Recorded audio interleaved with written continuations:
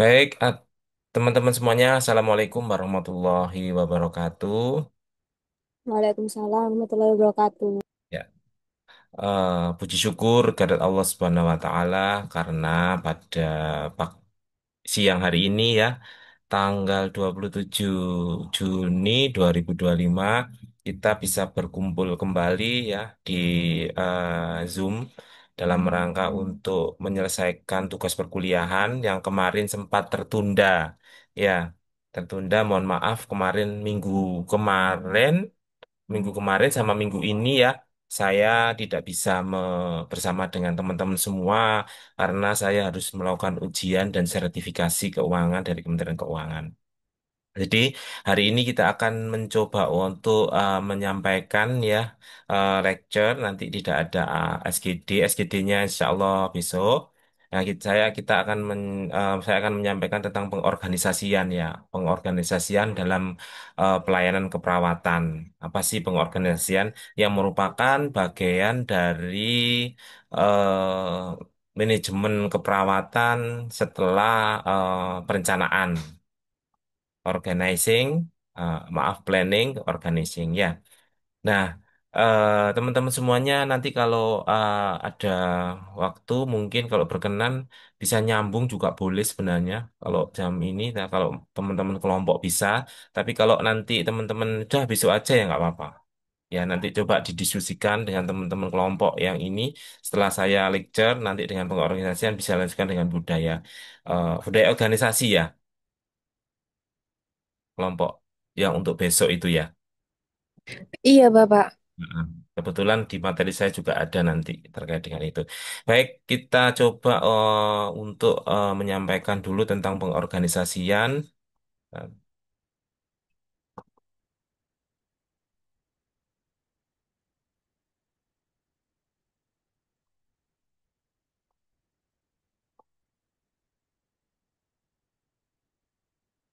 sudah terlihat rekan-rekan semua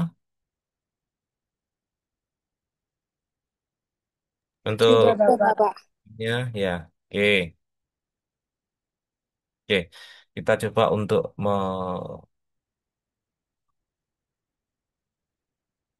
menyampaikan ini.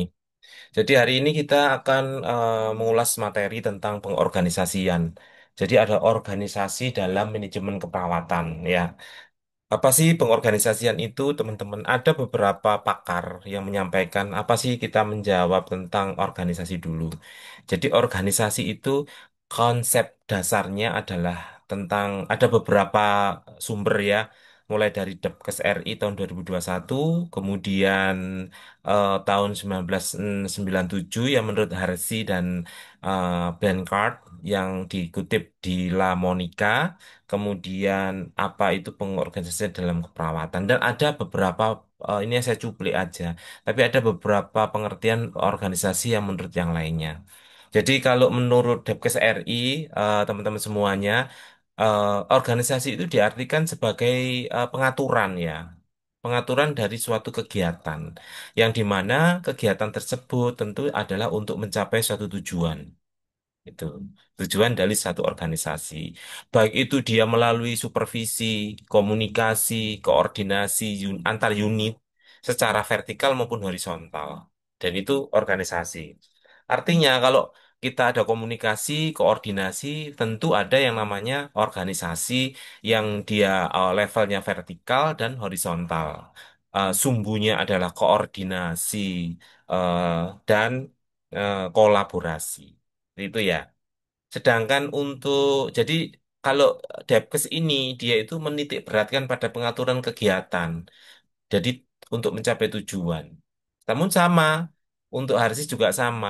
Dia juga suatu kegiatan tapi mendesain bagaimana kegiatan itu yang bertujuan untuk mencapai suatu tujuan itu ada punya kewenangan tersendiri. Ini lebih spesifik lagi kalau Harsi kewenangan dari tiap individu gitu ya, di mana pekerjaannya itu sendiri-sendiri dia metodenya, baik itu prosesnya maupun metodenya. Dia sendiri-sendiri, tidak. tidak tidak satu kesatuan, tapi dia berdiri sendiri-sendiri menurut daripada kewenangan setiap pekerjaan tersebut.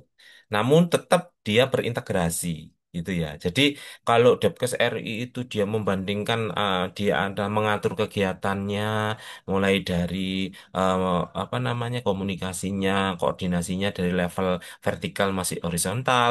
Tapi kalau Lamonika ini atau Harsi dan Blanchard ini adalah dia mengatur tentang desain tujuan berdasarkan kewenangannya, itu berdasarkan kewenangannya, dan dia proses metode dan prosesnya itu dikelompokkan. Tapi pada akhirnya pekerjaan itu tetap terintegrasi satu dengan yang lainnya dengan baik. Itu ya.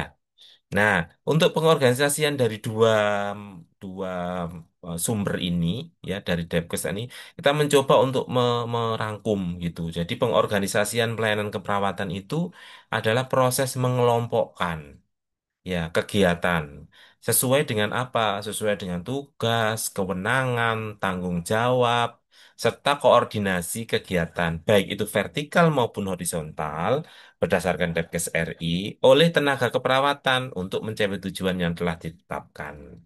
Jadi memadukan antara organisasi menurut Depkes RI dan menurut Lamonika ini. Ya, seperti itu. Selanjutnya, tujuannya apa sih pengorganisasian itu, kok butuh butuh satu organisasi atau butuh suatu struktur? Ya, organisasi itu pasti nanti ada strukturnya itu. Yang utama adalah tetap adalah mencapai tujuan. Ya, mencapai visi, misi, tujuan organisasi itu. Dan tentunya didukung oleh sumber daya yang efektif dan efisien, serta dia membagi suatu tugas, teman-teman. Misalnya nanti ada yang, kalau dalam lingkup organisasi di kelas panjenengan semua, berarti kan ada ketua kelas, ya, atau apa, PJ lah, PJ. Kemudian ada sekretaris. Apa sih tugasnya sekretaris? Kemudian apa tugasnya bendahara? Apa tugasnya, kalau di organisasinya apa namanya, sekolah itu ada OSIS itu. Jadi ada namanya divisi pendidikan, apa tugas dan tanggung jawabnya.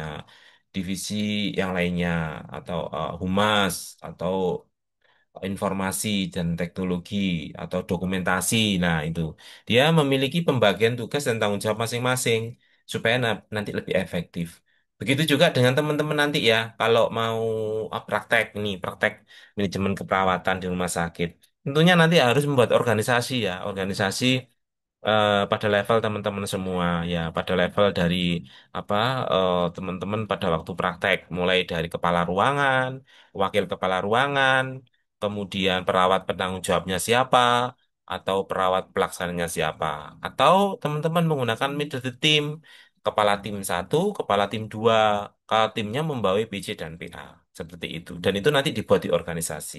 Nanti saya coba untuk memberikan contoh ke teman-teman semua bagaimana untuk membuat organisasi pada saat teman-teman melakukan praktek stase manajemen keperawatan.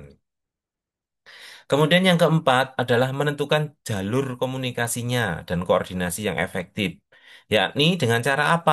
Menyusun struktur supaya nanti jelas tuh nomor tiga, nomor nomor satu, nomor dua, dan nomor tiga itu jelas. Ada struktur yang baku. Ya, pada tingkat rumah sakit itu ada namanya keputusan direktur dalam rangka untuk menyusun struktur organisasi supaya tidak timpang tindih, supaya tidak apa namanya, tidak tidak eh, tumpang tindih antar pekerjaan satu dengan yang lainnya, sehingga eh, sumber daya manusianya akan mampu untuk melakukan tugasnya sesuai dengan tupoksinya. Tupoksi itu tugas pokok dan fungsinya. Gitu. Makanya dibuatlah suatu struktur organisasi.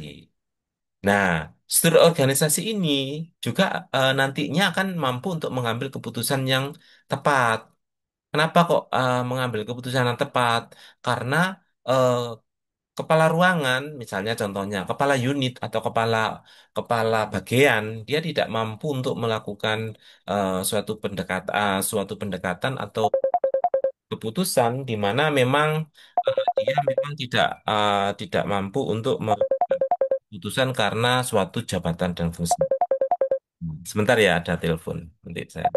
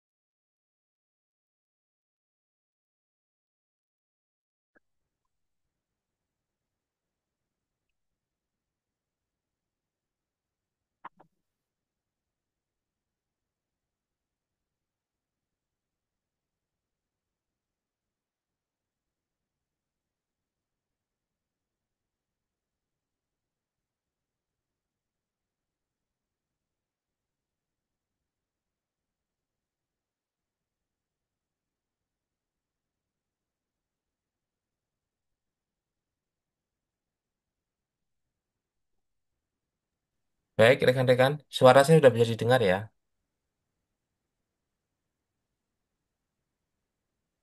Halo? Terdengar, Bapak. Sudah, Bapak. Ya, mohon maaf tadi ada telepon. Saya lanjutkan ya, tujuan pengorganisasi yang keempat itu adalah dia menentukan jalur komunikasi dan koordinasinya. Nanti kita coba di belakang itu ada namanya garis kotak-kotak dan garisnya tidak putus-putus. Garis komando dan garis koordinasi saja. Jadi jalur komunikasi itu komando. Jadi kalau ada apa-apa, misalnya ada masalah, ada satu hal yang tidak bisa diputuskan, yang nomor 5 itu secara tepat, tentu harus melakukan komunikasi, jalur komunikasi yang lebih tinggi. Nah, dengan adanya organisasi itu, dia akan dapat menentukan siapa sih yang harus mengambil keputusan itu yang tepat, ya.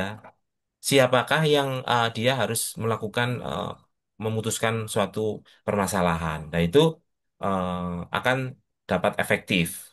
Yang keenam adalah pengawasan tentunya, ya. Satu organisasi, ya, kalau sudah terbentuk, ya, kan tadi kan organisasi itu kan untuk jalur komunikasi yang bawahan vertikal dan horizontal. Tentunya di dalam suatu organisasi itu ada kegiatan-kegiatan yang teman-teman ya dan tentunya harus dilakukan supervisi supaya apa?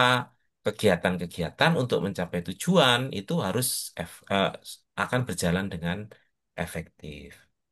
Yang ketujuh adalah melakukan antisipasi terhadap berbagai perubahan yang mungkin terjadi ya dengan melalui penyesuaian-penyesuaian yang penting. Contoh misalnya terjadi perubahan di mana kita mau mengembangkan layanan baru. Nah, dengan layanan baru tersebut, ya, kita contohnya mau mengembangkan layanan hiperbarik umpamanya, ya, layanan hiperbarik atau hiperbarik oksigen tingkat tinggi. Maka perubahan atau penyesuaian-penyesuaian penting itu di bawah siapa koordinasinya supaya layanan baru tersebut dapat terbentuk dengan baik. Nah, itu penting teman-teman semuanya. Kenapa? Karena kalau tidak ada organisasi tentunya akan menjadi tidak baik atau koordinasinya kurang tepat. Itu ya. Nah, prinsip dari organisasi itu kalau di manajemen keperawatan khususnya itu ada empat, yakni pembagian kerja dari masing-masing individu atau personil yang ada di dalamnya atau bagian orang-orangnya. Kemudian bagaimana mendelegasikan tugas.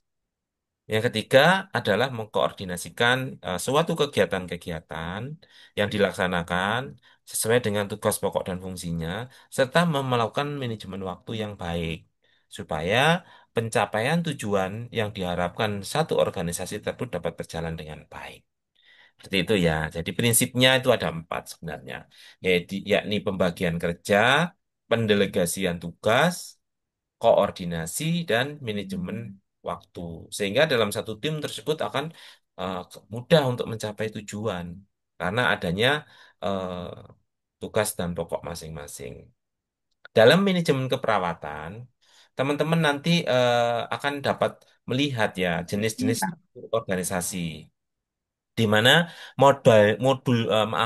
modelnya asuhan nanti keperawatan itu ada empat ya saat ini ya ada empat yakni asuhan keperawatan yang paling dulu yang paling apa namanya kuno itu fungsional. Kemudian model asuhan keperawatan tim, model asuhan keperawatan alokasi klien, dan model primary ya, primer ya, asuhan keperawatan primer. Ada empat. Lah, apa saja sih, bagaimana sih model asuhan keperawatan fungsional? Nah, teman-teman lihat di struktur ini strukturnya dari kepala ruangan itu ke bawahnya ini hanya ada ini, hanya ada ini, ya ini. Ya, ini perawat pengobatan ya, kemudian perawat yang merawat luka ya, kemudian perawat yang untuk khusus mengobati ya, kemudian perawat yaitu merawat luka. Nah, jadi kalau ada pasien yang perlu diobati ini perawat satu ini ya misalnya si Farah ya dia mengobati pasien. Oh, kalau ada perawat yang khusus ada luka dia dia nggak gangren misalnya gitu ya. Itu misalnya Eka. Kemudian ada yang khusus untuk pengobatan. Nah, misalnya Rizka, misalnya, dia sudah memiliki fungsinya masing-masing. Sehingga pengorganisasian tugas itu didasarkan pada pembagian tugas ini dan jenis pekerjaannya apa yang dilakukan. Gitu ya. Ini kalau model asuhan fungsional. Oke. Kemudian untuk model asuhan selanjutnya adalah model asuhan fungsional ini kita coba sebelum ke model yang lainnya. Kita coba untuk melakukan analisis apa sih keuntungan dan apa sih kekurangannya. Keuntungannya si Farah tadi atau si Rizka tadi atau si Eka dia itu terampil terhadap pekerjaan itu. Ya, kembali lagi terampil dia. Namun, namun ya ada namunnya. Namun, ini saya coba. Ya. Namun, tadi yang di sini si Eka tadi di sini contohnya nih. Di sini nih, di sini si Farah umpamanya, si Farah. Dia tidak bisa merawat luka.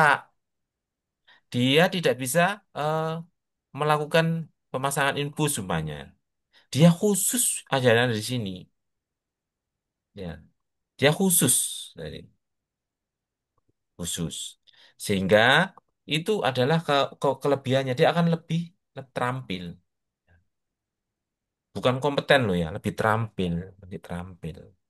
Kemudian dia mudah untuk memperoleh kepuasan karena tuh tugasnya selesai. Oh, aku semakin contoh pemasangan infus pada anak ya. Tidak semua loh perawat itu bisa pasang infus pada anak. Jadi dia itu terampil pada anak. Kenapa kok terampil? Dia karena setiap hari pekerjaannya ya pasang infus, ada anak terus sehingga dia akan menjadi terampil. Itu keuntungannya, kelebihan. Ya.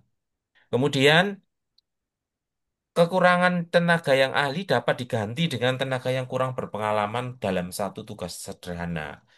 Jadi yang saya contohkan tadi, misalnya pemasangan infus pada anak-anak itu memang tidak ahli hadis itu cuma sedikit, maka dapat digantikan dengan yang tugas-tugas sederhana yang lainnya. Jadi mudah untuk mencari eh, misalnya, oh pasang infus, pasang infus itu serahkan pada Farah.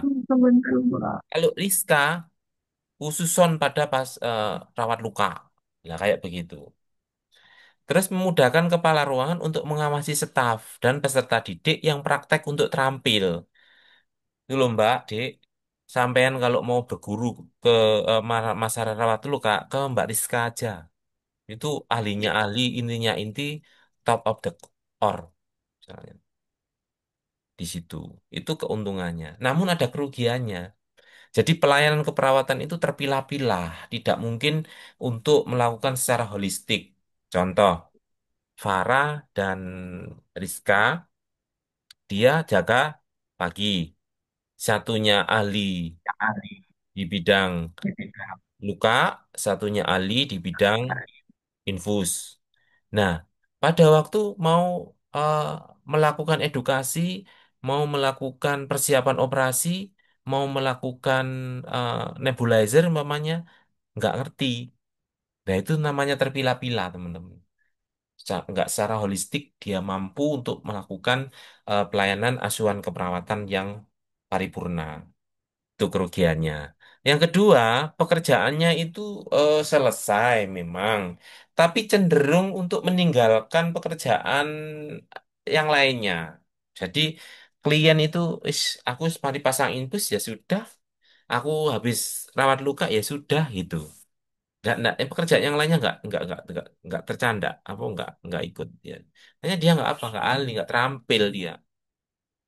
Dan rata-rata kepuasan kerja secara keseluruhan sulit dicapai dan sulit diidentifikasi. Karena apa? Namanya pelayanan itu kan nggak hanya satu ahli ya, nggak hanya satu terampil ya, yang ya bisa apa prosedur-prosedur yang lainnya. Kalau hanya sekedar pasang infus saja, ya bukan profesional namanya. Ya, tukang lah. Kalau itu tukang namanya. Makanya kenapa kok kita itu disebut profesi itu profesional, profesi perawat? Karena kita bukan tukang suntik, tukang rawat luka, bukan. Nah ini makanya saya tadi pertama bilang model asuhan keperawatan yang fungsional itu model kuno, zamannya Nightingale dulu gitu loh. Nightingale itu rawat luka ya rawat luka apa zamannya perang dulu pada waktu itu kan naik tinggil karena banyak tentara yang terluka sehingga dia ahli di bidang eh, ini di bidang rawat luka kemudian karena kotor karena kumuh akhirnya dia mengadaptasi adaptasi roy secara fungsional. Ya, kemudian dia mengembangkan tentang lingkungan, sirkulasi, nah kayak seperti itu. Itu yang oleh Nightingale. Tapi zaman sekarang kalau perawat harus lebih kompleks karena pelayannya adalah holistik, nggak hanya satu titik seperti itu. Sehingga kepuasannya nggak akan tercapai secara keseluruhan. Kemudian perawat itu hanya melihat asuhan itu sebagai keterampilan saja. Yang saya sebut tadi itu akhirnya apa? Nggak profesi lagi, tapi tukang gitu. Kalau profesi itu kan menyeluruh ya teman-teman ya. Kalau tukang itu ya ahlinya tukang, ahlinya sumur ya sumur, ahlinya rawat luka ya khusus rawat luka saja kayak gitu. Nah itu eh, kalau fungsional dan ke- eh, kerugian fungsional. Nah, kedua tim sekarang ya. Mungkin dari eh, dari fungsional ada yang ditanyakan atau didiskusikan teman-teman belum lanjut ke tim sudah bisa dipahami ya teman-teman ya untuk apa namanya pengertian dari organisasi menurut dua sumber tadi terus kita padukan kemudian tujuannya dan kemudian kita mencoba untuk ada empat apa model ya di dalam keperawatan yang satu tadi model asuhan keperawatan fungsional ya seperti itu ya nah mungkin ada yang disampaikan ya bisa dikupas Maesa. Kira-kira yang disampaikan tiga tiga mokok-mokok tadi kira-kira gimana? Coba bisa disampaikan. Mungkin.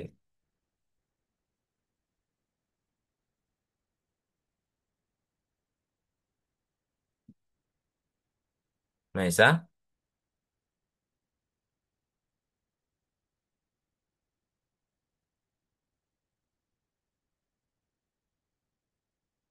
Mas Dewa Alit.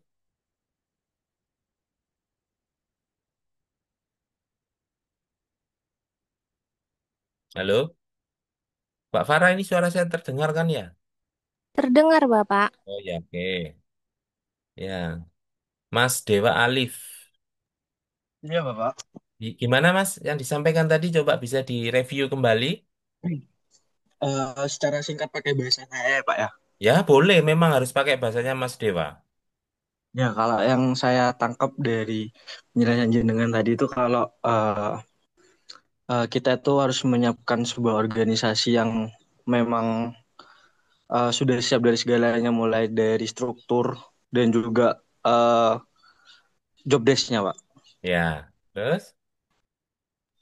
Kurang lebih seperti itu, Pak. Baik. Kalau dari sisi model asuhan keperawatan fungsional yang sampean tangkap tadi apa kira-kira? Kalau yang fungsional itu yang saya tangkap itu dari tugasnya sih Pak. Jadi tadi yang saya tangkap dari struktur yang tadi jenengan tampilkan itu ada kepala manajer apa kepala ruangan, terus Mm-mm. ada keperawat model keperawatan luka, lalu keperawatan apa itu satu lagi saya lupa Pak. Terus Ya, bawahnya itu pasien. baik. Jadi itu fungsional. Jadi kalau fungsional itu berdasarkan eh, keterampilannya dia, gitu ya Mas Dewa. Jadi kalau kalau fungsional itu Mas Dewa, dia itu fungsional. Kalau model asuhan keperawatan yang fungsional, Mas Dewa misalnya dia itu memang ahlinya di bidang terampil di bidang pasang infus, ya sudah pasang infus terus itu. Seakan-akan seperti modelnya dia model tukang itu.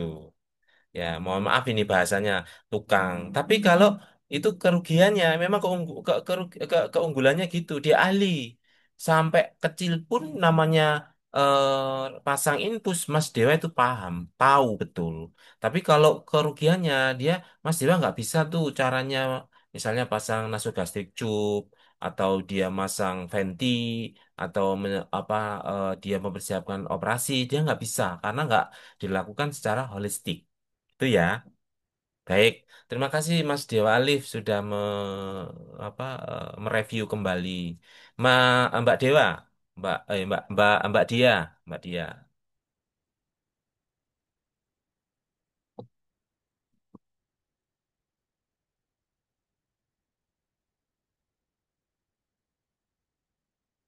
Halo,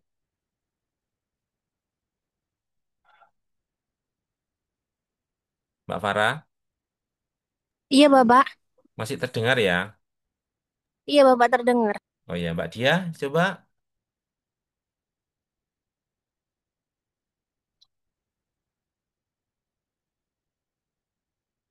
atau Mbak Eka Nur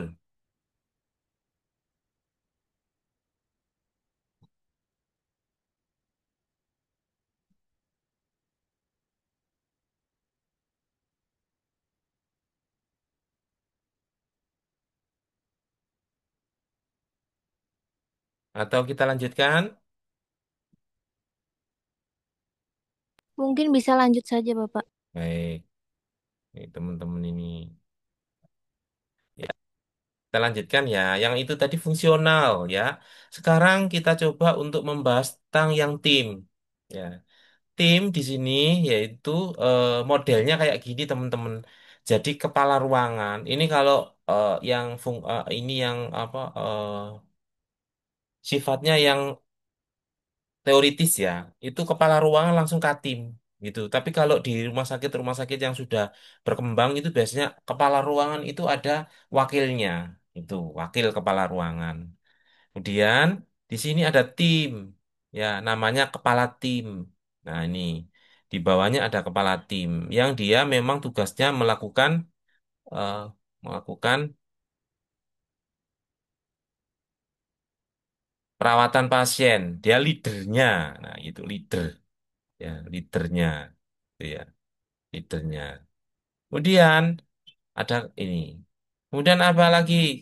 Di bawah timnya ada staff nih. Staf, kemudian pasien. Nah, pada perkembangannya dan pengembangan pada model asuhan keperawatan tim ini, jadi Katim itu nggak langsung staf ya. Staf itu dibagi menjadi PC dan PA, penanggung jawab dan perawat pelaksana. Sehingga sebelum Katim ini, eh, Dia harus mengelola atau ada kakinya ya, ada stafnya Katim dan maaf PC dan PA gitu. Nah, untuk pengorganisasian dari asuhan keperawatan tim ini, pelayanan keperawatannya dilakukan oleh sekelompok perawat kepada sekelompok klien yang dipimpin. Contoh misalnya ruang flamboyan 1 sampai flamboyan 5 itu dikelola oleh tim 1. Kemudian nama ruang flamboyan kelas 2, ruang perawatan 6 sampai ruang perawatan 8 itu tim 2. Gitu. Jadi sekelompok klien atau pasien itu dipimpin oleh perawat. Siapa yang memimpin? Ketua timnya. Siapa yang melaksanakan asuhannya adalah PJ dan PA, perawat penanggung jawab dan perawat asosiat atau pelaksana. Yang dia itu harus memiliki registrasi ya, pasti nih. Berpengalaman serta memiliki pengetahuan dalam bidangnya. Sudah tidak melihat dia itu pinter pasang infus lah, dia itu pinter pasang EKG lah, atau dia rawat luka lah, tidak melihat itu. Nah, kalau kita lihat untuk keperawatan tim ini modelnya, itu keuntungannya apa? Dia melakukan eh, perawatan secara komprehensif, mulai dari pasien datang sampai dia pulang. Itu keuntungannya. Dan secara proses keperawatan, mulai dari pengkajian sampai evaluasi, itu dimungkinkan akan tercapai. Kalau yang tadi, yang fungsional jelas tidak bisa, karena dia hanya sifatnya keterampilan doang, seperti tukang itu. Kemudian konflik atau perbedaan pendapat antar staf ini dapat ditekan karena apa? Ada katimnya itu. Dan cara ini memang efektif untuk dilakukan pembelajaran ini. Yang keempat, keuntungannya adalah memungkinkan menyatukan kemampuan anggota tim yang berbeda-beda dengan aman dan efektif. Jadi kemampuannya anggota tim itu untuk pasang infus, kemudian untuk rawat luka, untuk melakukan ECG, untuk melakukan pengkajian pasien, mendiagnosa, merencanakan sampai mengevaluasi, itu dimungkinkan untuk dia sama. Karena apa? Pola kerjanya sama dalam satu tim tersebut. Namun, ada kelemahannya, teman-teman. Apa? Biasanya rapat tim itu memerlukan waktu. Sehingga pada situasi sibuk, rapat tim ditiadakan dan terburu-buru. Sehingga apa? Dapat mengakibatkan komunikasi dan koordinasi antar anggota tim terganggu, sehingga kelancaran tugas terhambat.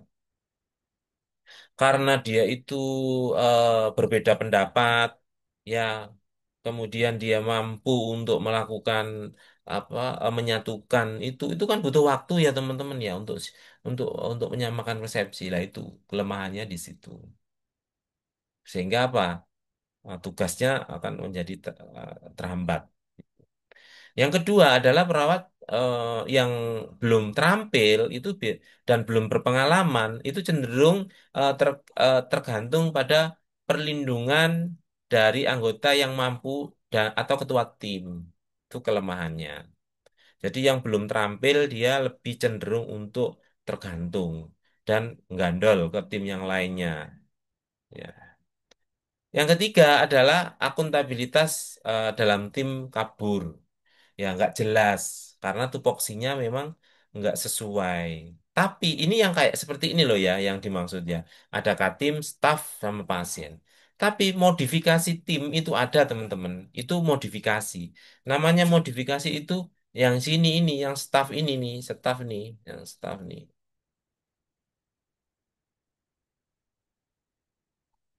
Nggak bisa ya ini ya.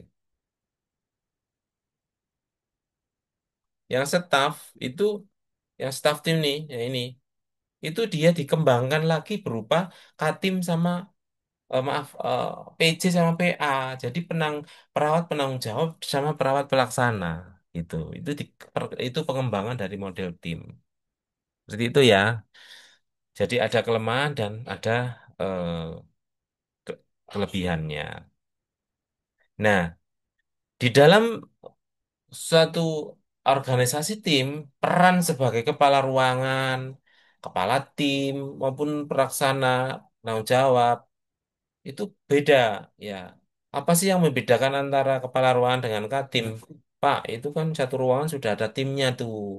Ada katimnya. Terus kepala ruangan ngapain gitu. Jadi kepala ruangan itu fungsinya apa? Menentukan standar pelayanan kerja. Tuh, standarnya gimana sih? Jadi secara prosedural itu secara kerja Karu itu hanya untuk melakukan manajerial suatu ruangan saja, lebih fokus dia. Kemudian memberikan pengarahan kepada ketua dan anggota tim. Jadi misalnya tadi yang saya sampaikan timnya dua nih, satu sisi kiri dan sisi kanan, flamboyan 1 sampai 5, flamboyan 6 sampai 10. Jadi tanggung jawabnya Katim satu itu 1 sampai dengan 6, maaf 5. Lah tanggung jawabnya tim 2 adalah ruang 5 sampai ruang 10. Nah, tanggung jawabnya kepala ruangan siapa? Ya, tanggung jawabnya kepala ruangan ya 1 sampai dengan 5 itu. Terus enak Pak ya kepala ruangan? Nggak enak. Kenapa? Karena tanggung jawabnya lebih besar, yaitu 1 sampai 5. Tapi kepala ruangan, maaf, tapi Katim yang Katim satu hanya bertanggung jawab separuh separuh dari pasien. Siapa kira-kira ya? Ini saya ini pertanyaannya. Siapa kira-kira ya yang tahu persis tentang permasalahan pasien? Ayo, coba siapa yang tahu persis permasalahan pasien itu siapa yang lebih lebih paham sampai sedetail-detailnya?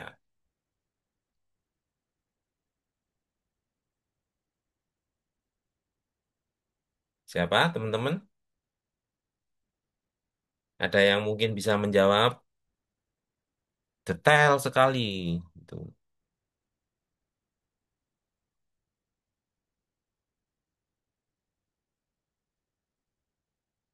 Aulia,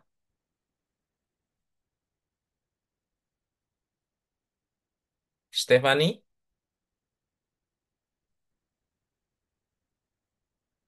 Tasya.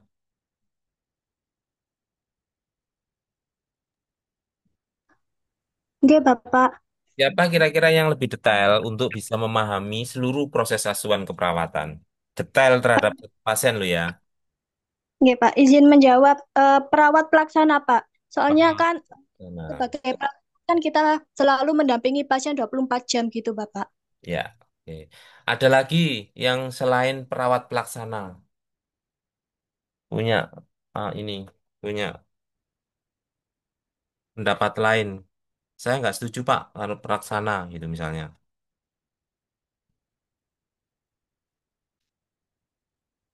Dinar,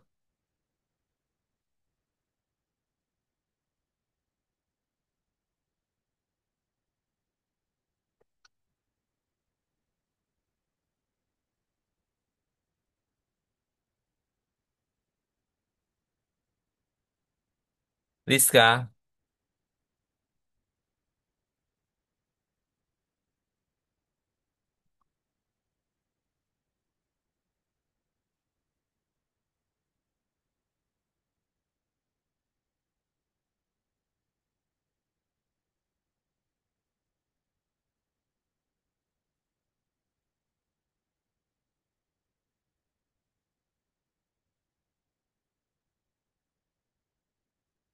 Farah, siapa Ketua kira? tim, Bapak. Ketua tim. Ya, ya. Mbak Tasya. Kalau pelaksana itu aku habis melaksanakan, udah aku pulang, aku lepas dinas, langsung bisa tidur nyenyak gitu. Walaupun diam 24 jam. Tapi yang 24 jam itu kan misalnya nih Mbak Tasya jadi perawat pelaksana, apa yang nggak libur? Masa 24 jam? Kan enggak. Betul ya? Oke, Bapak. Tapi kalau Katim, ketua tim, dia dilapori oleh PJ dan oleh perawat pelaksananya. Jadi lebih detail dia setiap harinya tahu. Masa Mbak Tasya mau melaporkan ke pas habis libur terus dilapori sama perawat pelaksana? Ya nggak mungkin dong kan ya. Jadi orang atau apa namanya dalam struktur organisasi yang paling tahu proses asuhan keperawatan pas satu pasiennya secara komprehensif itu adalah Katim.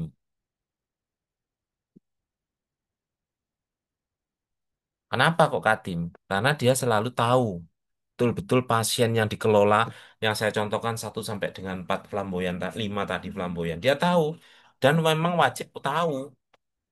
Nah, pertanyaannya lagi, siapa yang akan bisa menjawab pertanyaan dari kepala ruangan seandainya pasiennya itu ada yang perlu ditanyakan dan bermasalah?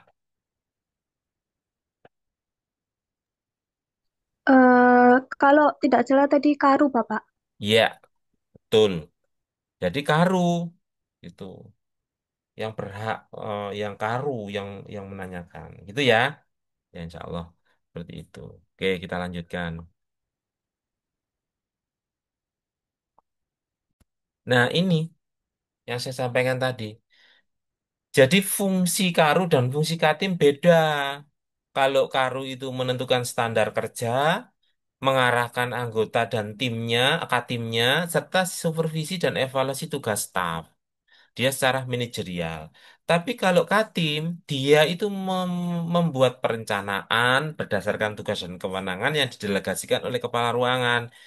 Ya, terus membuat penugasan, supervisi, evaluasi anggota timnya. Mengetahui kondisi pasien dan menilai kebutuhan. Ini yang saya sampaikan tadi. Makanya kenapa Katim itu lebih memahami proses asuhan secara komprehensif. Karena dia fungsinya memang harus mengetahui kondisi dan mengembangkan Katim secara umum. Kalau pada tingkat layanan dan penerima layanan, tentunya adalah pasien itu yang tahu betul kondisi pasien sampai dengan menilai kebutuhan pasien itu adalah Katim. Ya, diingat-ingat ya. Nah, setelah kita sudah melihat model model timnya seperti ini, kemudian kita sudah tahu keuntungan dan kelemahannya, kemudian apa sih yang membedakan peran Karu dan Katim, sekarang kita ke tugas anggota tim. Betul, tadi yang disampaikan oleh Mbak Tasya, bahwa 24 jam yang memberikan asuhan keperawatan itu memang adalah anggota tim, ya, di bawah tanggung jawabnya memang. Dan kerjasama dengan anggota tim, tugasnya harus membuat laporan. Tapi habis buat laporan, pasiennya anggota timnya pulang diserahkan ke tim yang lain. Apakah dia anggota tim yang bertanggung jawab? Enggak, gitu. Ya, tugasnya ada 3 nih.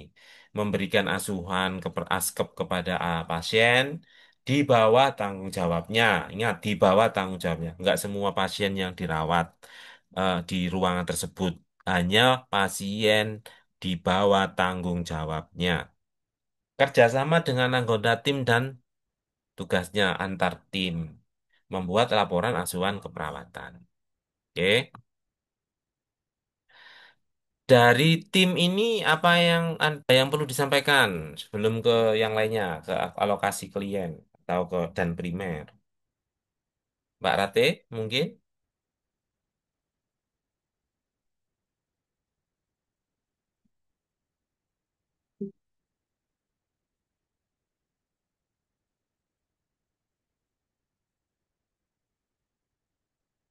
Yuk, siapa mungkin yang akan ini? Ini sepertinya ini charger saya yang rusak. Jadi nggak tahu nanti. Ini saya coba colokkan ya. Mudah-mudahan nggak terputus. Bentar. Bismillahirrahmanirrahim. Baterainya habis.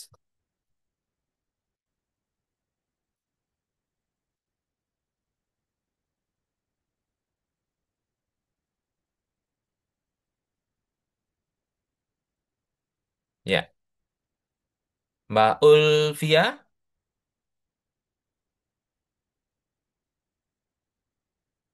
ada yang disampaikan terkait dengan tim?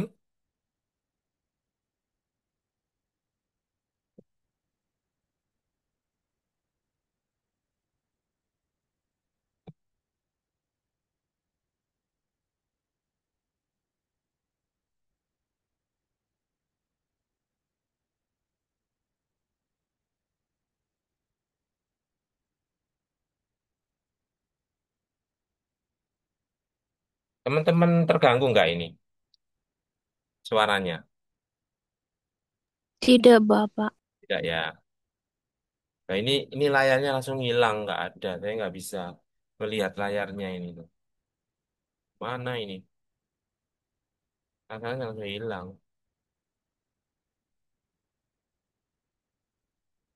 Mana ini?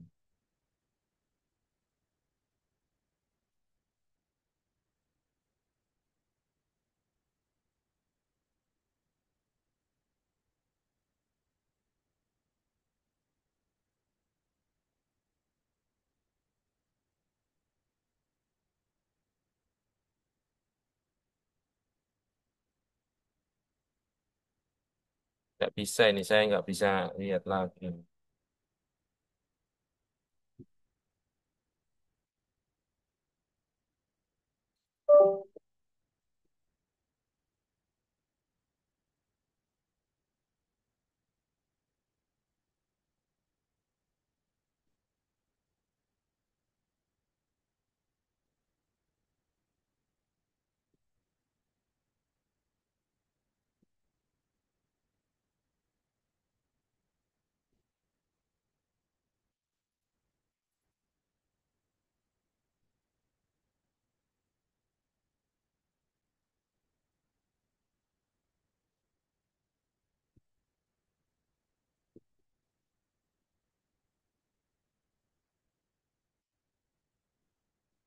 Oke. Kita lanjutkan ya teman-teman ya. Halo? Iya, Bapak. Baik. Oke. Kita lanjutkan aja dulu. Kalau tidak ada. Nah, ini adalah model klien, ya, alokasi klien, ya. Kalau alokasi klien, nggak ada yang namanya Katim, nggak ada yang namanya yang apa namanya yang paling ahli, nggak ada. Yang ada adalah staf perawat langsung pasien, titik, sudah. Dan ini lebih kuno lagi, karena dia alokasi pasien. Jadi ada 10 pasien, pamannya. Kamu 5 pasien, kamu 5 pasien, gitu. Dan pengorganisasi pelayanan asuhan keperawatan untuk satu atau beberapa klien dilakukan oleh satu perawat pada saat tugas atau jaga selama periode waktu tertentu sampai klien itu pulang. Itu aja untuk alokasi. Nah, keuntungannya bagaimana? Keuntungannya adalah fokus. Fokusnya pada klien itu tersebut. Klien itu ya dirawat oleh perawat tersebut. Kemudian memberikan kesempatan untuk melakukan keperawatan yang komprehensif. Yang ketiga, memotivasi perawat selalu bersama klien selama bertugas. Tugas non keperawatan dapat dilakukan oleh perawat oleh yang bukan perawat. Ya, kalau yang non keperawatan loh ya, itu tidak dilakukan oleh perawat. Ya. Kemudian mendukung penerapan proses asuhan keperawatan. Dan kepuasan kerja secara keseluruhan dapat tercapai karena dia memang fokus terhadap satu pasien tersebut pulang sampai akhir gitu. Jadi eh, itu ke model asuhan seperti apa home care itu loh.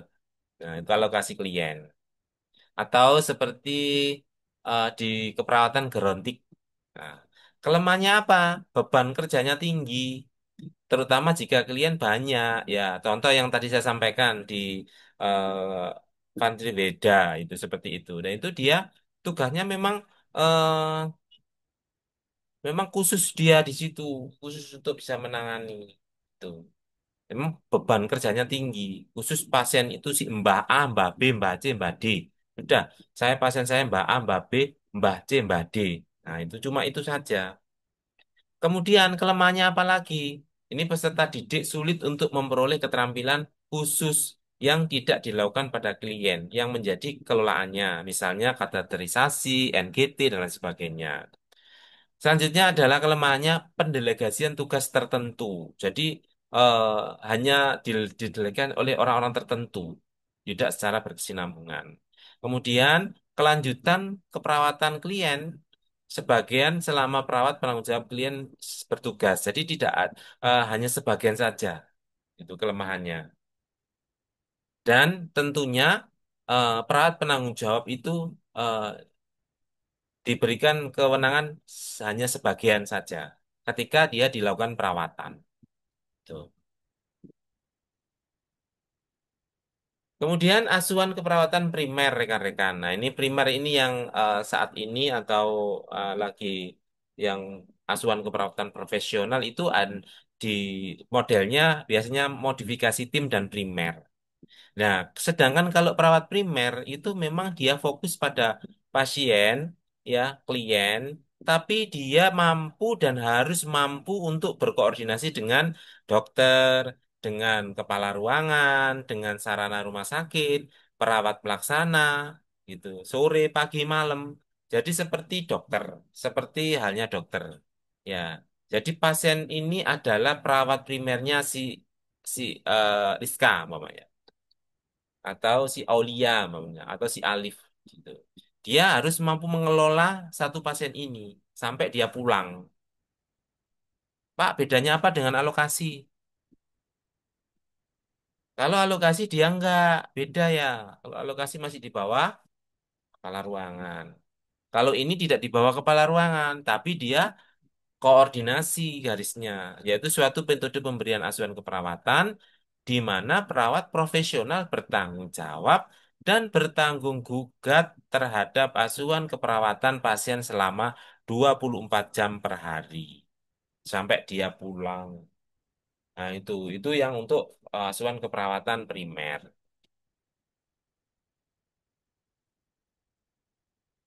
Nah, keuntungannya apa, teman-teman? Otonom perawatnya meningkat.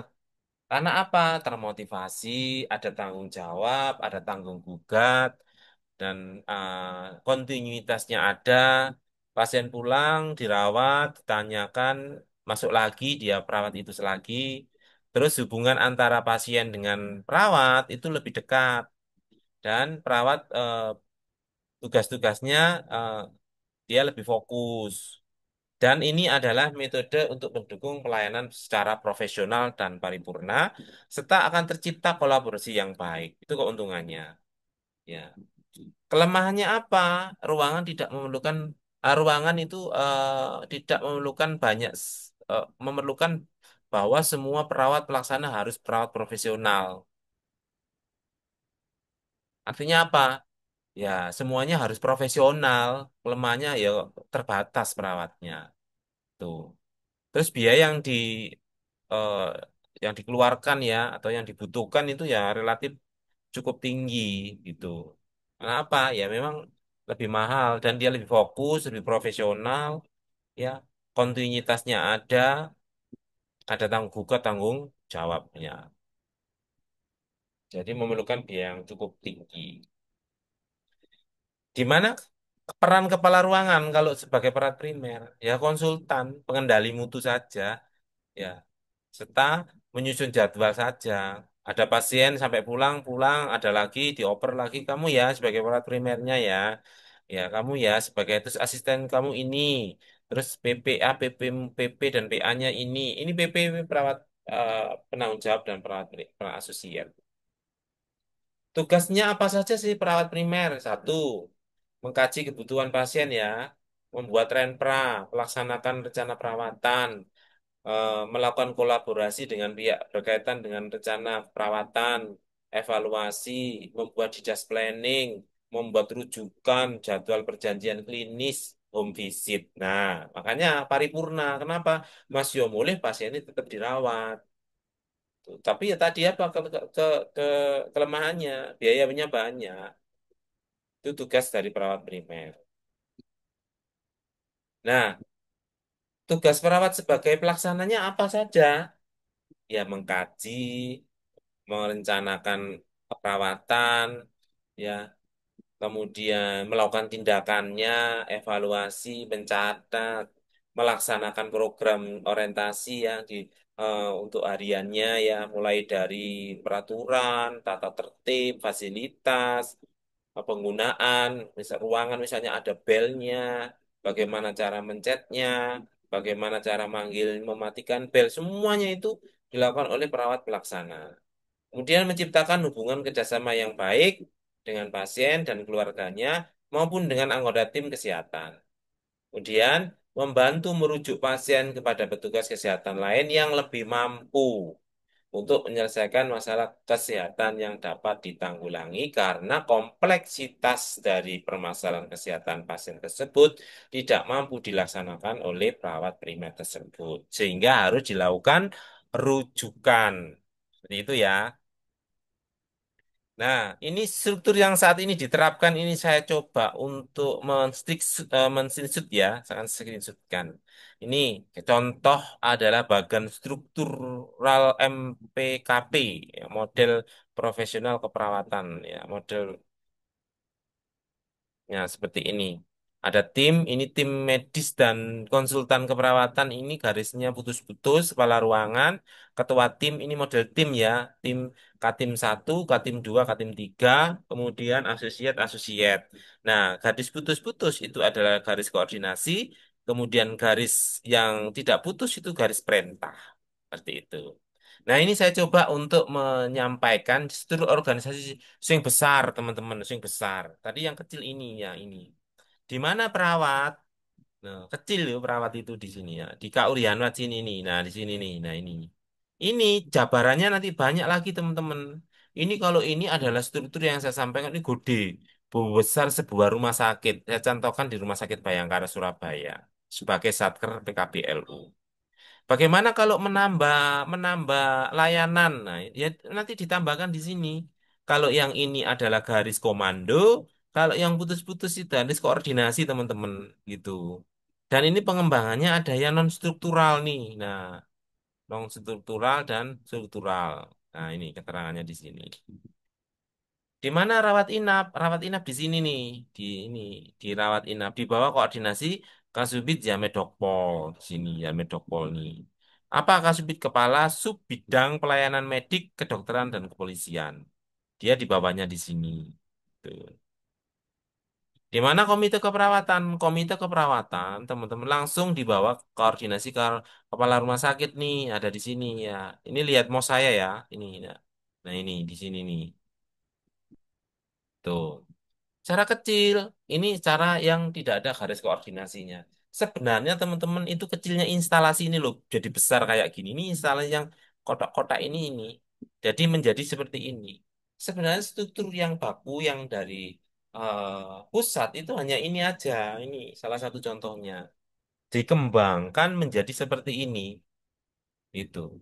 Nah, ini menjadi seperti ini. Tuh.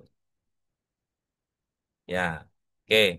Itu terkait dengan organisasi. Ya, sebelum ke budaya, ya, sebelum ke budaya, saya coba untuk menjelaskan lagi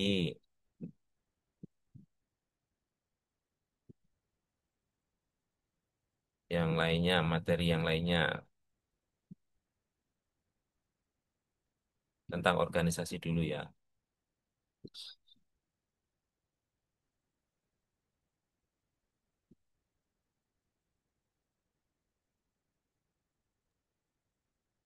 Sampai sini mungkin ada yang ditanyakan, teman-teman. Belum masuk ke materi yang lain.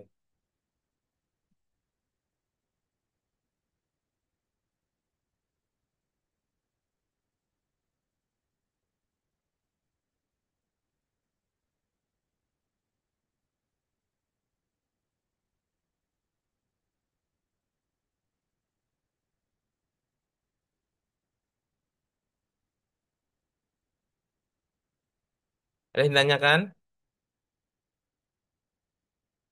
Mungkin belum ada, Bapak. Belum ada ya?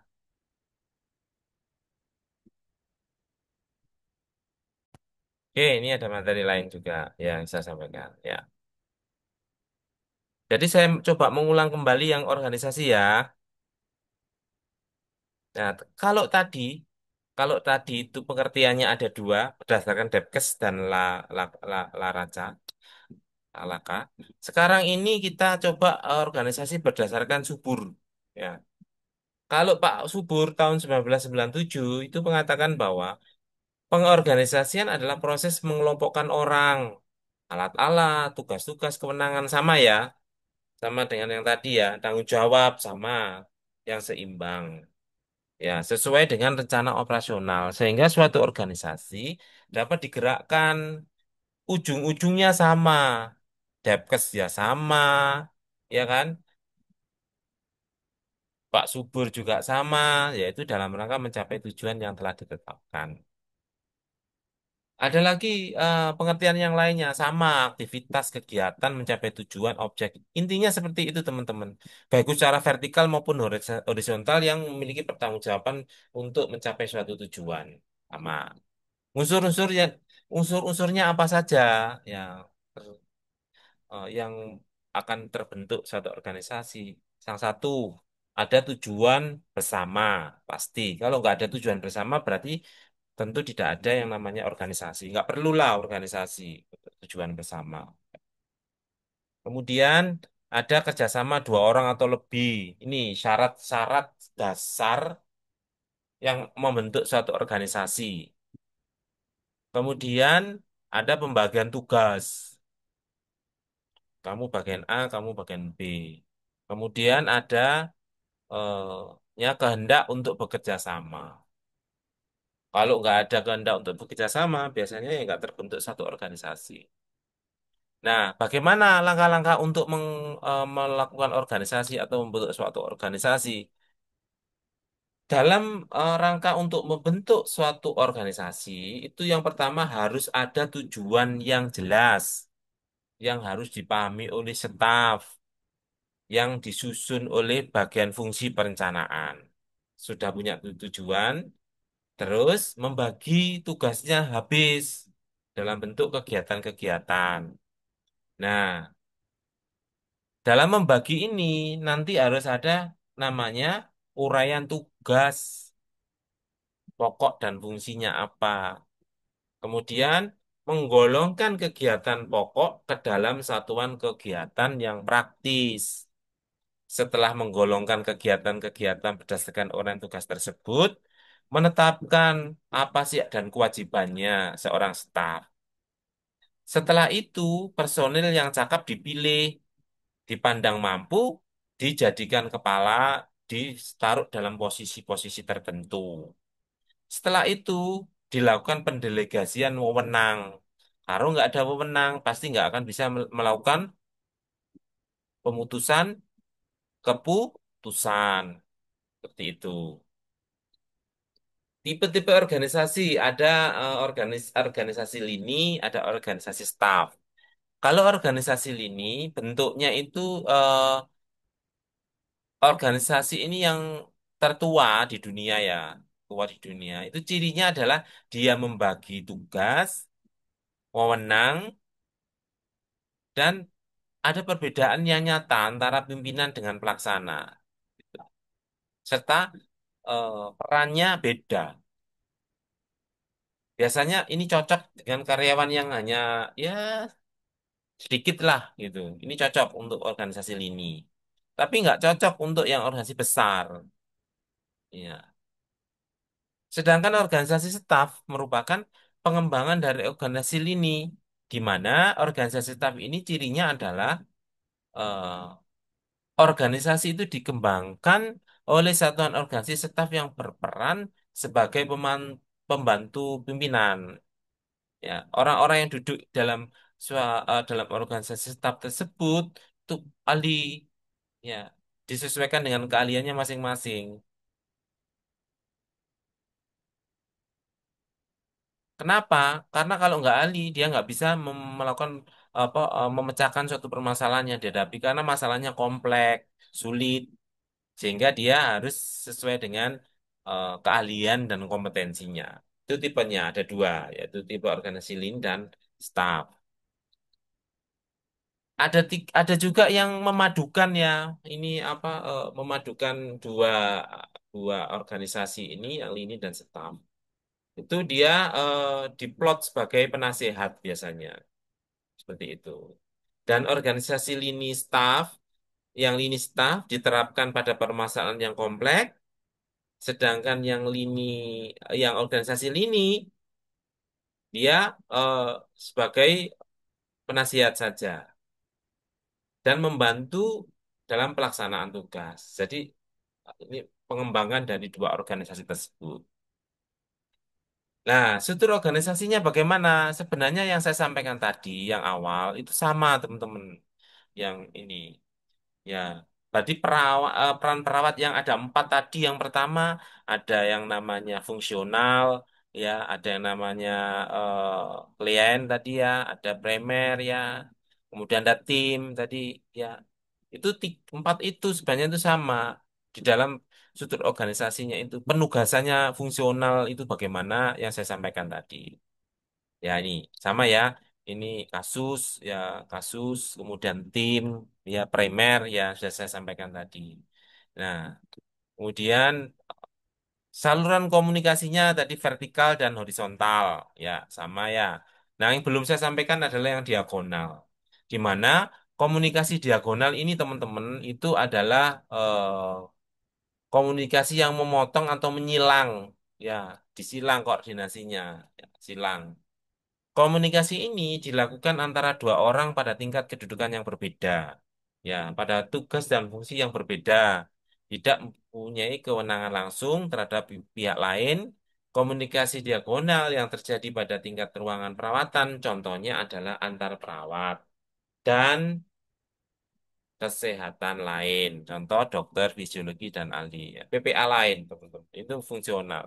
Dokter ke perawat, gizi ke apoteker kayak seperti itu. Itu komunikasi yang diagonal.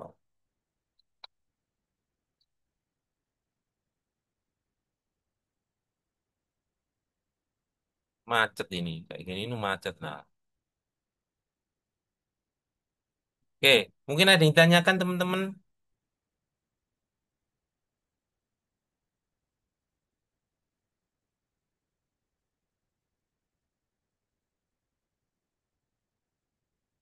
Mbak Jian, ada yang ditanyakan?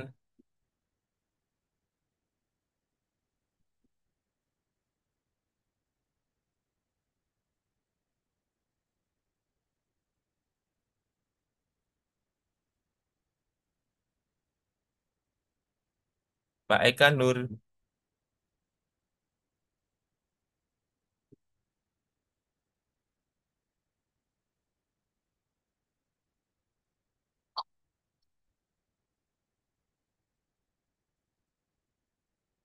halo? Mungkin tidak ada, Bapak. Tidak ada. Berarti saya yang tanya ya. Oke, saya yang tanya sekarang.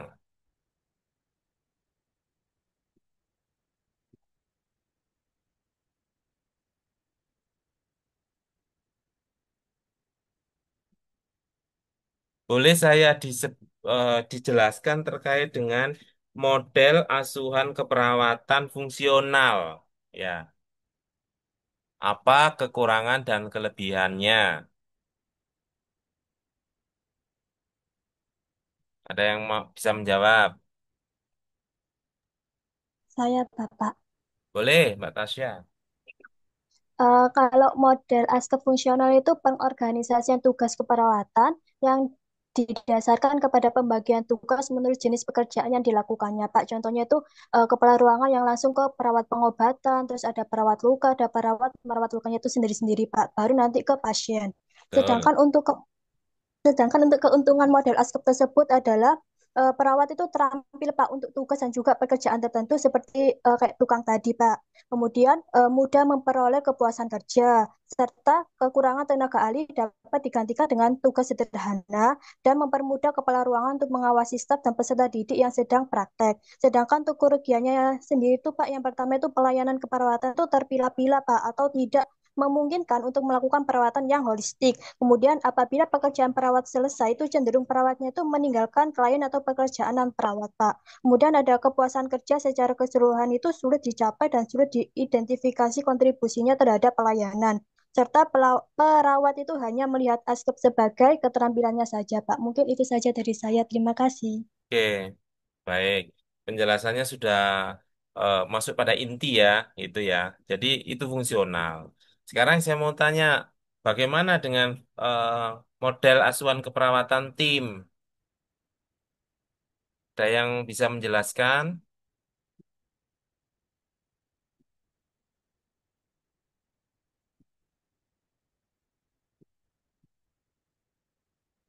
model asuhan keperawatan tim? Mbak Dinsa mungkin?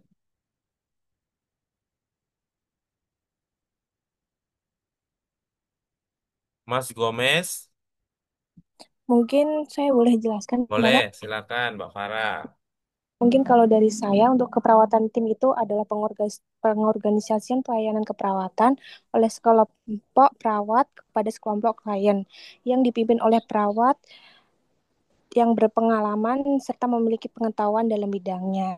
Nah, untuk keuntungan dari keperawatan tim ini memfasilitasi pelayanan keperawatan yang komprehensif, memungkinkan pencapaian proses keperawatan dan konflik atau perbedaan dapat pendapat antar staf bisa tertangani dan memungkinkan menyatukan kemampuan anggota tim.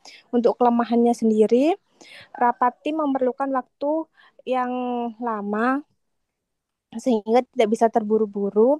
Untuk akuntabilitas dalam tim kabur, Bapak. Oke, ada lagi mungkin yang bisa menjelaskan selain Mbak Farah?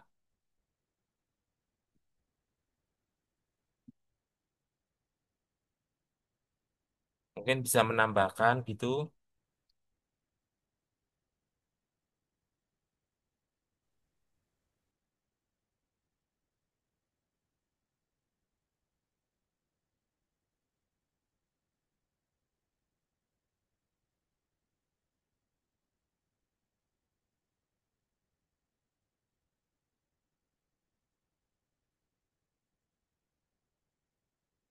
Cukup?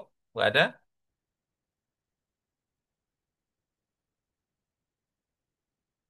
Nah, kalau nggak ada, saya coba ke materi yang ketiga.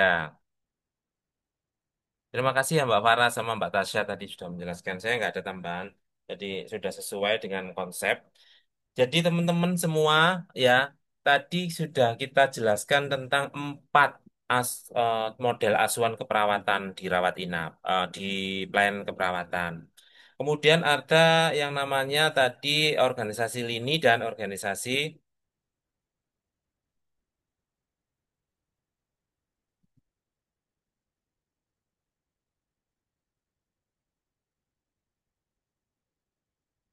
staff. Ya, jadi ada tipe organisasi lini, dan ada perpaduan antara organisasi lini dan staf. Kemudian strukturnya tadi ada tambahnya kasus, tim, ya, Bapak primer. mohon maaf ini nggak ada share screen-nya ya. Enggak, memang belum. Memang belum.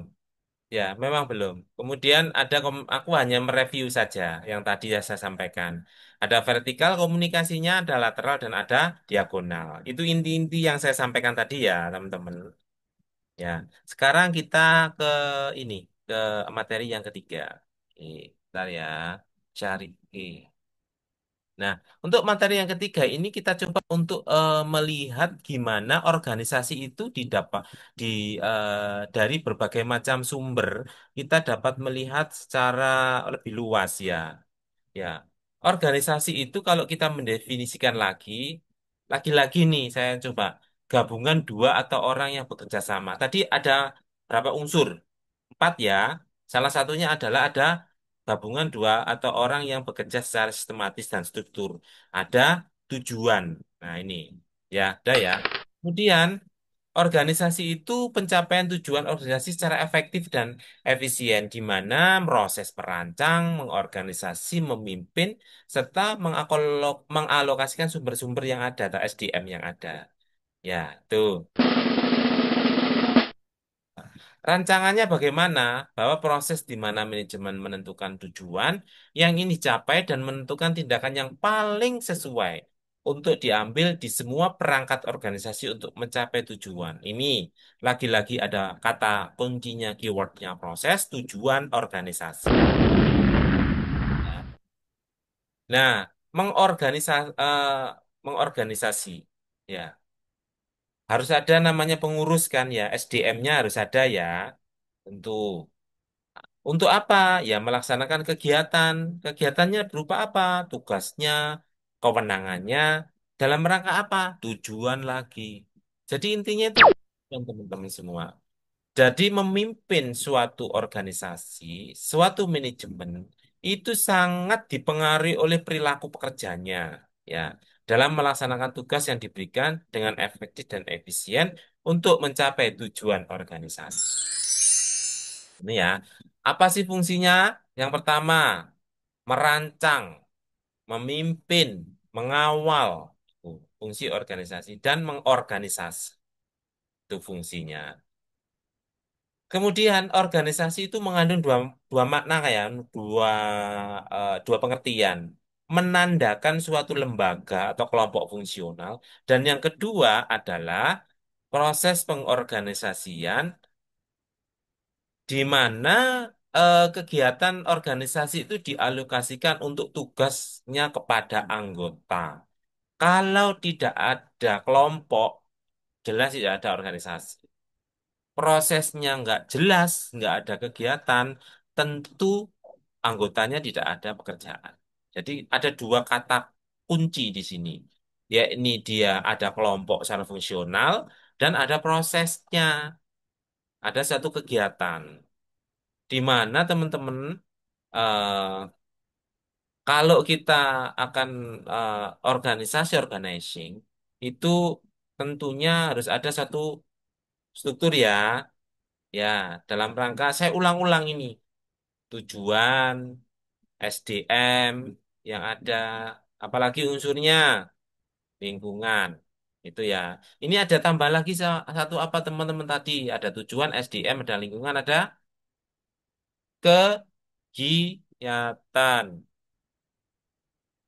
Aspek utama dalam proses penyusunan struktur ya itu adalah ada departemenisasi atau pembagian kerja.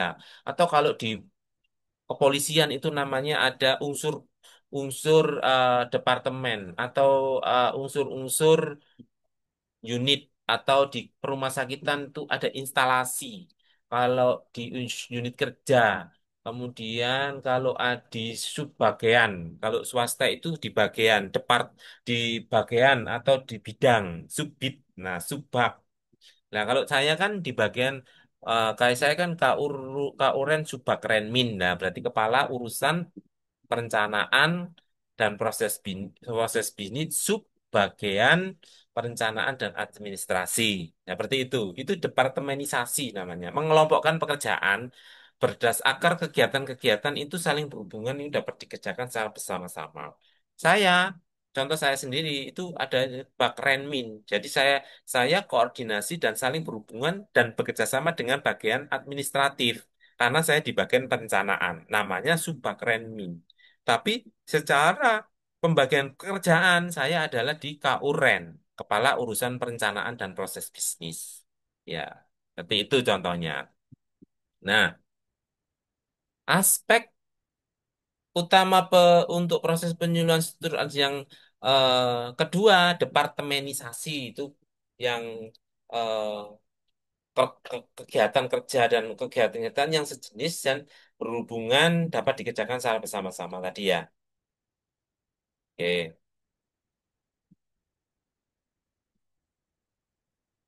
Sekarang pembagian tugas. Apa sih pembagian tugas itu? Merinci ya, merinci tugas harian. Pekerjaannya apa?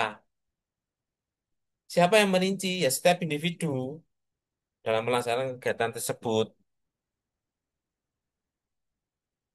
Dalam rangka apa? Ya bertanggung jawab dong terhadap kegiatan yang dibebankan. Ya, itu pembagian kerja. Ya jadi ada pembagian kerja, ada departemenisasi. Sama sama yang saya sampaikan.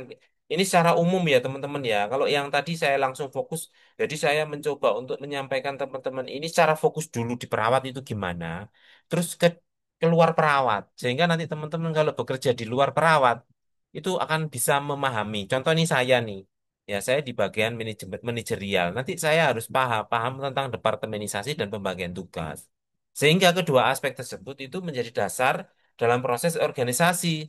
Lagi-lagi mencapai tujuan, teman-teman. Apa? Supaya efektif dan efisien. Ya. Kalau dalam sistem pemerintahan negara kita, itu namanya itu loh teman-teman, reformasi apa? Birokrasi. Itu yang dimaksud.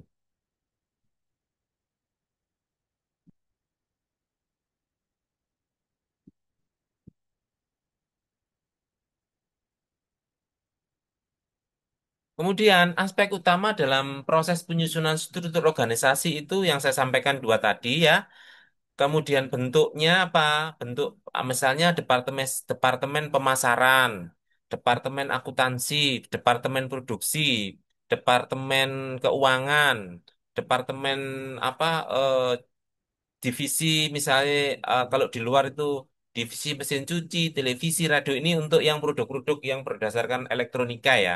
Kalau kewilayahan biasanya divisi DKI atau kalau di keuangan itu namanya Kanwil, kantor wilayah DBJB misalnya.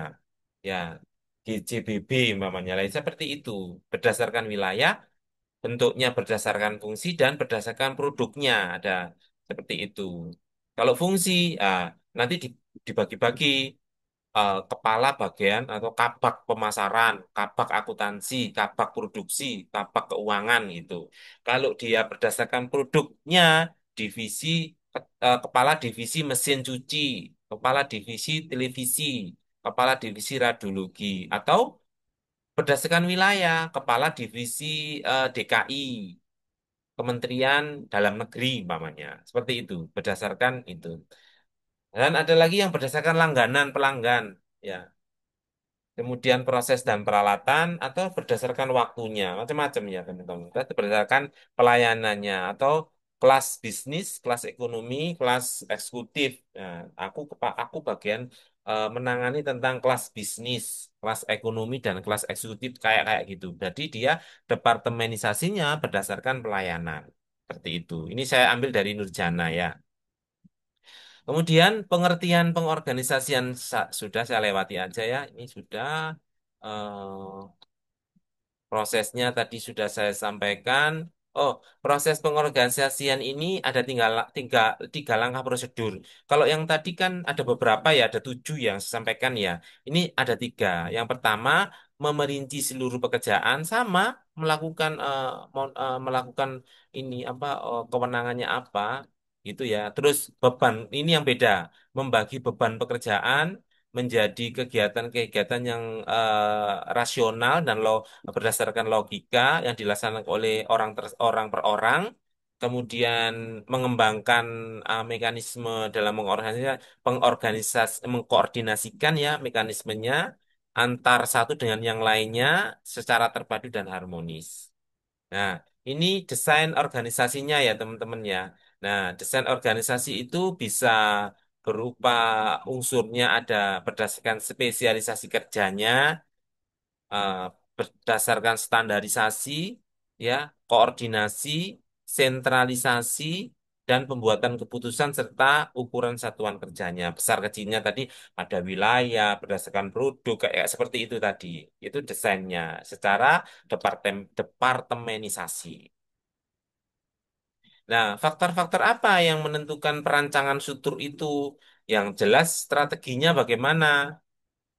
Itu yang mempengaruhi teknologi yang digunakan, ya contoh seperti Gojek itu kan dia nggak ada tuh yang namanya bagian-bagian pelayanan, tapi dia berdasarkan produk tuh, pola divisi. Ukuran organisasinya kecil atau besar, itu sangat mempengaruhi rancangan dalam merancang struktur organisasi. Ini salah satu tujuan struktur organisasi ya, digambarkan bahwa ciri khas organisasi itu eh, digunakan untuk mengendalikan orang-orang yang bekerja sama dan sumber daya organisasi dalam mencapai tujuan. Terus mengendalikan, jadi intinya dia controlling dan controlling dan dia memanfaatkan lingkungan serta mengarahkan ya, directing, controlling dan pemanfaatan lingkungan secara teknologi dan SDM-nya. 6 elemen dalam mendesain. Nah, ini ada Tadi yang saya sampaikan ya, ada spesialisasi kerja, contohnya tadi produk, terus departemenisasi sudah saya sampaikan, ada rantai komando, rantai kendali, sentralisasi dan desentralisasi, serta formalisasi. Ya, ini ada 6 elemen dalam mendesain. Yang pertama, teman-teman, ya, spesialisasi pekerjaan. Kalau ini jelas ya, pemerincian tugas yang saya sampaikan tadi, kemudian dibagi-bagi menjadi pekerjaan tersendiri. Kalau departemenisasi tadi sudah, yang saya sampaikan ada fungsinya, jenis pelayanannya, wilayah kerjanya, konsumennya, prosesnya, kemudian waktunya tadi, shiftnya, kemudian umur, pangkat, dan jabatannya. Itu pengelompokannya. Kalau rantai komando, berarti garis kewenangan yang tanpa putus. Yang tadi gambarnya rumah sakit Bayangkara yang nggak besar tadi loh. Ya, kalau instalasi itu yang garisnya adalah eh, garis koordinasi. Kalau ini garis komando. Komando itu yang garisnya tadi itu garis yang tidak putus atau garis yang penuh. Dan ini kewenangan sendiri merupakan hak yang melekat ya pada posisi. Jadi untuk memberikan perintah kepada bawahan di bawahnya dan melaporkan kepada atasannya. Itu namanya rantai komando. Dan kendali, rantai kendali itu, tentang kendali itu adalah jumlah bawaan yang dikendalikan berapa oleh atasan. Dan ini karena menganut prinsip semakin besar jumlah orang yang diawasi, semakin sulit bagi atasan untuk mengawasi. Seperti itu. Kemudian sentralisasi dan desentralisasi. Apa itu sentralisasi, teman-teman? Yaitu sentral, pusat. Dipusatkan di mana kewenangan dari kepada sejumlah kecil manajer. Tentunya di mana kalau kalau dalam organisasi rumah sakit. Sentralnya di mana? Ya kepala rumah sakit ya, direktur rumah sakit itu. Kelemahan dari sistem sentralisasi apa? Keputusan dan kebijakan di daerah dihasilkan oleh orang-orang yang berbeda, yang berada di pusat biasanya sentral. Siapa? Ya kepala di direkturnya kan punya kepala lagi. Contohnya seperti itu. Ya kalau di sistem sentralisasi rumah sakit itu di Polri tidak sentral ya. Kalau ini biasanya di rumah sakit Kemenkes biasanya. Kelebihannya apa? Pusat tidak harus pusing-pusing untuk melakukan pemecahan masalah ya dalam mengambil keputusan karena seluruh keputusan ada pada kebijakan dikoordinir seluruhnya oleh kepala pemerintah pusat. Tuh. Formalisasi ya, kalau formalisasi itu acuannya adalah tujuan yang dirumuskan, ditulis dan diberlakukan. Kemudian eh, spesialisasi kerja yang tinggi. Ini gampangannya itu pada kalau di perawat itu loh, Rek. Apa namanya? Asuhan keperawatan fungsional. Nah, ini ada struktur macam-macam struktur ya, sederhana nih. Dana, birokrasi dan matrik. Yang sederhana. Sederhana itu dicirikan dengan rendahnya derajat departementasi kecil dia rentangnya. Ya, satu sama lainnya. Kemudian line authority struktur ini adalah bentuk struktur organisasi tertua ini ya, dan paling sederhana ya, sama dengan tadi yang berupa lini. Ini keuntungannya apa? Organisasi dengan garis sederhana sehingga mudah dipahami. Kemudian pembagian tugasnya itu jelas. Ya, kesatuan komandonya mudah, disiplin dan tanggung jawabnya mudah dipelihara dan pengambilan keputusan cepat karena komunikasinya mudah. Itu kalau organisasi garis. Tapi kalau kerugiannya apa? Kaku dia. Kaku terus otoritasnya tinggi, kemudian dia lebih cenderung otoriter ya. Pengambilan keputusan lama berbelit-belit, kemudian bawahnya kurang kreatif karena ditekan. Nah, ini salah satu contoh ya, tadi yang eh, berdasarkan apa namanya fungsi. Ya, ini contoh fungsi direktur, wakil direktur, kabak keuangan, kabak. Kalau ini diidentikan dengan apa? Kalau di asuhan keperawatan, teman-teman. Modelnya apa? Model fungsional ya. Nah, model fungsional. Ini keuntungan, maaf, ini garis dan staff tadi. Kalau ini keuntungan menggunakan struktur organisasi garis dan staf, yaitu penghargaan terhadap keahliannya tinggi, mengurangi beban kerja manajer lain dan dari pekerjaan yang sangat teknis, kemampuan dan bakat yang berbeda-beda dalam dalam saling mengisi. Jadi beda-beda kemampuan dan bakatnya. Ahli Alih-alih dalam staf dapat menghasilkan pekerjaan yang bermutu tinggi. Nah ini kalau ini garis contoh garis staf ya, garis dan staf ya. Hampir sama ya teman-teman ya. Nah, yang kedua birokrasi.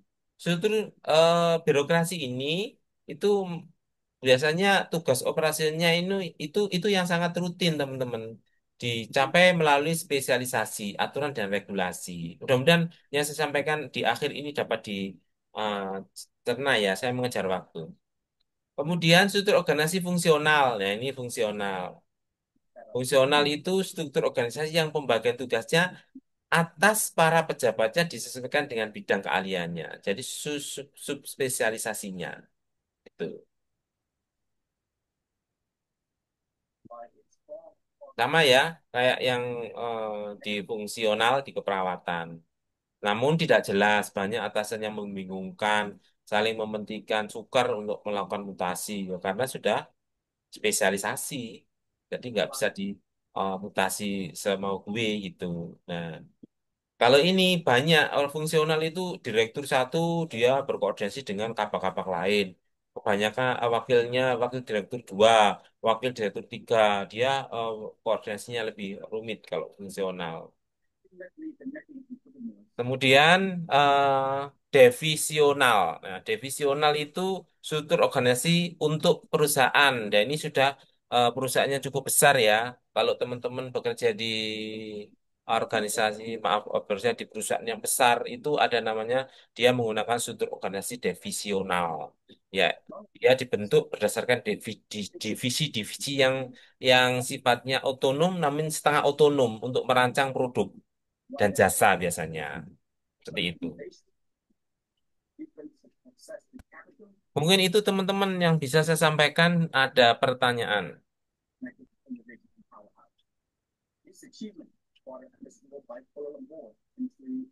Silakan kalau mau yang bertanya. Belum kita akhiri. Kurang berapa menit Mbak Farah? Udah lebih 1 menit, Bapak. Ya, 1 menit aja loh. Ya, itu makanya saya cepat tadi menerangkan.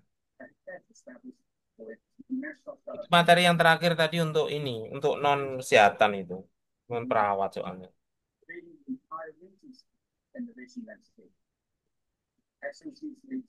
Mana teman-teman? Untuk yang kelompok apa SGD-nya sudah siap ya?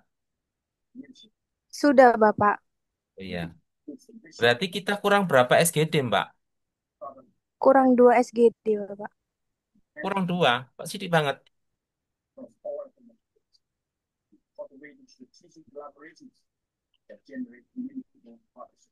Memang kita kurang berapa pertemuan sebelum UAS? Tiga toh?